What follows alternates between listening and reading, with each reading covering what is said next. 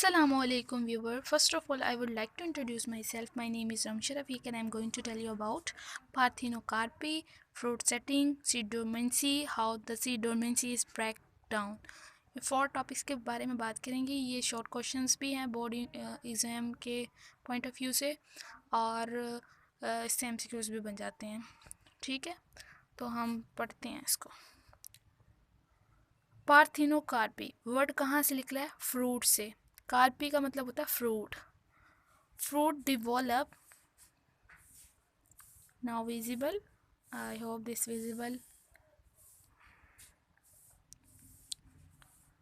Fruit development proceed without fertilization, no seed formation take place.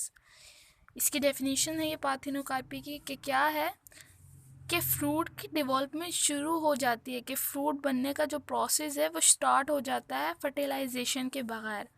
Usually क्या होता है, पहले फर्टिलाइजेशन होती है और फिर जो है फ्रूट की डेवलपमेंट शुरू होती है. लेकिन अगर विदाउट फर्टिलाइजेशन डेवलपमेंट स्टार्ट हो रही है फ्रूट की, तो उसमें क्या होता है कि सीड जो फॉर्मेशन है वो नहीं होती. अगर पार्थिनोकार्पी होगी तो फर्टिलाइजेशन नहीं होगी और सीड नहीं बनेंगे. एग्जाम्पल है bananas, pineapple and same varieties of orange and grapes. क्या होता है कि जो बनाना होता है, पाइनएप्पल्स होते हैं, इनके अंदर सीड भी नहीं होता और ये जो होता है विदाउट जो है सीड फॉर्मेशन ये बनते हैं. और काफ़ी सारी जो वेरिएशंस होती हैं, ऑरेंज की में भी काफ़ी सारी वेरिएशन होती है. जो ऑरेंज की फॉर्मेशंस है, ग्रेप्स की फॉर्मेशन है, ये भी पार्थिनोकार्पी ही की वजह से होती हैं. इसमें क्या होता है, विदाउट फर्टिलाइजेशन ये बनती हैं और सीड जो है इनमें नहीं बनता. Due to hormonal imbalance usually high oxygen level occur in this ovary. ये क्या हो जाता है, मतलब पार्थिनोकार्पी क्या है कि फर्टिलाइजेशन के बगैर जो है वो सीड फ्रूट की डेवलपमेंट शुरू हो जाती है और उसमें सीड नहीं बनता. इसकी एग्जांपल हमने बनाना देखी है, पाइनएप्पल देखी है, ऑरेंज देखी है, ग्रेप्स देखी हैं. ठीक है, ऑरेंज और ग्रेप्स भी इसमें आते हैं. Due to hormonal imbalance. अब पार्थेनोजेनेसिस क्यों होती है? हार्मोनल इम्बैलेंस हो जाता है, यानी अगर हम ऑक्सीजन का लेवल हाई कर दें या कम कर दें तो इससे इसकी डेवलपमेंट, फ्रूट की डेवलपमेंट पे इफेक्ट होता है. लेट्स सपोज हार्मोनल इम्बैलेंस की वजह से, कौन सा हार्मोनल इम्बैलेंस, ऑक्सीजन का अगर हम लेवल हाई कर दें तो पार्थिनोकार्पी हो जाती है इन दी ओवरीज. अच्छा, अगर ओवरीज में फ्लावर जो है उसकी ओवरीज में जो है जो कार्पल है उसकी जो ओवरी में ऑक्सीजन का लेवल अगर हम बढ़ा दें तो पार्थिनोजेनेसिस इंड्यूस हो जाती है, यानी पार्थिनोजेनेसिस से फ्रूट बनता है, उसमें सीड नहीं होता और वो विदाउट फर्टिलाइजेशन होता है. कमर्शियली जो इसकी इम्पोर्टेंस है वो ये है कि artificially parthenocarpy induced by adding oxygen as in tomato and peppers etc.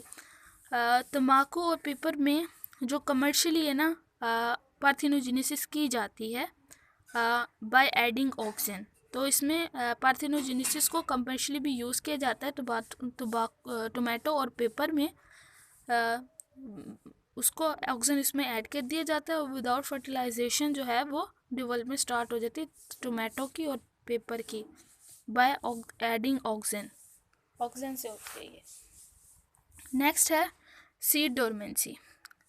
Seed dormancy क्या होता है? स्पेशल कंडीशन ऑफ रेस्ट, यानी सीड डोरमेंसी में सीड जो है जर्मिनेट नहीं करेगा, वो रेस्ट की कंडीशन पास करेगा. Which enable plant to survive the long period of unfavourable environmental conditions. यानी सीड डोरमेंसी क्या होती है कि सीड जो है वो जर्मिनेट नहीं करेगा और वो जो है अनफेवरेबल कंडीशन को, लॉन्ग अनफेवरेबल कंडीशन को विदाउट जर्मिनेशन पास कर देगा. ठीक है, ऐसे ही गुजारेगा और जर्मिनेट नहीं करेगा. अब इसका क्या सिग्निफिकेंस है, क्यों होती है ये हम देखते हैं.